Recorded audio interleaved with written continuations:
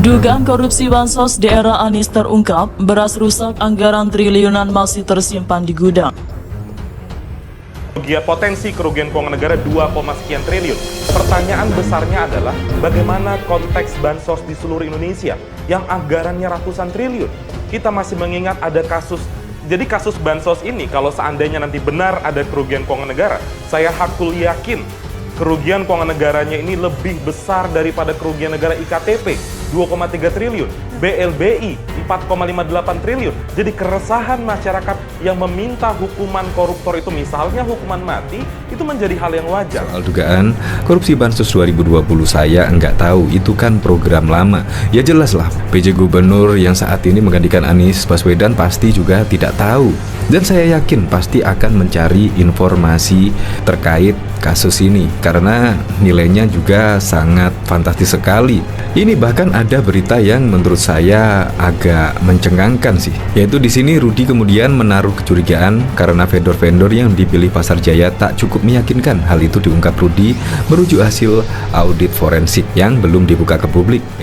Lagi rame dugaan korupsi bansos senilai 2,85 triliun di Jakarta di era Anies Baswedan. Menarik, laporan investigasi Kurawa sudah ramai di media sosial, khususnya di Twitter, tapi belum ada kantor-kantor berita yang memberitakannya.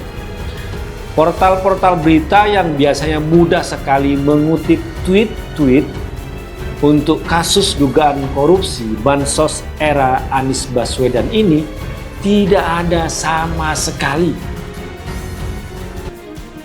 Beredar di media sosial dugaan korupsi bantuan sosial saat pandemi COVID-19 di era ex-Gubernur Anies Baswedan tahun 2020 lalu. Salah satunya terkait pengadaan beras yang mencapai harga triliunan rupiah malah terbengkalai hingga rusak di gudang penyimpanan. Hal ini disampaikan oleh pemilik akun media sosial Twitter @Kurawa lewat cuitannya. Awalnya ia mengaku mendapatkan informasi soal adanya penimbunan beras di gudang milik Perumda Pasar Jaya di kawasan industri Pulau Gadung, Jakarta Timur. Perumda Pasar Jaya merupakan penerima anggaran terbanyak untuk pengadaan bansos sembako di Jakarta. Dari anggaran 3,65 triliun, 2,85 triliun diantaranya diberikan kepada BUMD itu. Dinas Sosial DKI menunjukkan 3 rekanan terpilih untuk menyalurkan paket sembako senilai 3,65 triliun lewat Perumda Pasar Jaya, PT Food Station, dan PT Trimedia Imaji Rekso Abadi, di mana porsi terbesar diberikan kepada Perumda Pasar Jaya senilai 2,85 triliun. Mengapa? Ujar Kurawa dikutip Rabu 11 Januari 2022. Setelah dapat informasi itu, ia mendatangi gudang penyimpanan beras yang dimaksud di lokasi terdapat 1.000 ton beras dengan bentuk paket 5 kiloan di tempat penyimpanan itu. Seharusnya, kata Kurawa, beras ini disalurkan pada 2020 sampai 2021 untuk masyarakat di masa pandemi.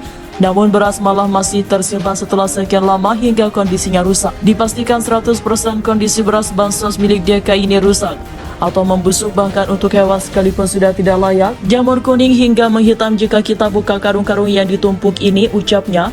Di tempat yang sama, Kurawa menemukan dokumen forensik hasil audit dari salah satu kantor akuntan publik terhadap bansos tersebut. Salah satu tema dalam laporan itu adalah terdapat kesalahan administrasi yang dilakukan saat penyaluran bansos. Dalam dokumen yang diunggahnya dikatakan ada shrinkage atau kehilangan yang tidak diketahui senilai 150 miliar karena banyak modus seperti 2 kali surat jalan dan lainnya. Ia pun meminta agar aparat penegak hukum mengambil tindakan atas hal ini, apalagi banyak temuan lagi dalam hasil audit yang menemukan kejanggalan dalam proyek bansos di Jakarta. Vendor-vendor bansos DKI 2020 ini berjenis usaha dari pengelola parkir, tukang AC, SPBU sampai kontraktor bangunan, karena vendor-vendor ini penunjukan langsung. Yang ngeri, siapa di balik nama-nama vendor ini ada datanya semua nih, pungkasnya. Dugaan korupsi bansos di era Anies Baswedan terungkap, beras rusak, anggaran triliunan masih tersimpan di gudang. Beredar di media sosial dugaan korupsi bantuan sosial saat pandemi COVID-19 di era ex-Gubernur Anies Baswedan di tahun 2020 lalu. Salah satunya terkait pengadaan beras yang mencapai harga triliunan rupiah malah terbengkalai hingga rusak di gudang penyimpan. Hal ini disampaikan oleh pemilik akun media sosial Twitter @Kurawa lewat cuitannya. Awalnya ia mengaku mendapatkan informasi soal adanya penimbunan beras di gudang milik Perumda Pasar Jaya di kawasan industri Pulau Gadung, Jakarta Timur. Perumda Pasar Jaya merupakan penerima anggaran terbanyak untuk pengadaan bansos sembako di Jakarta. Dari anggaran 3,65 triliun, 2,85 triliun diantaranya diberikan kepada BUMD.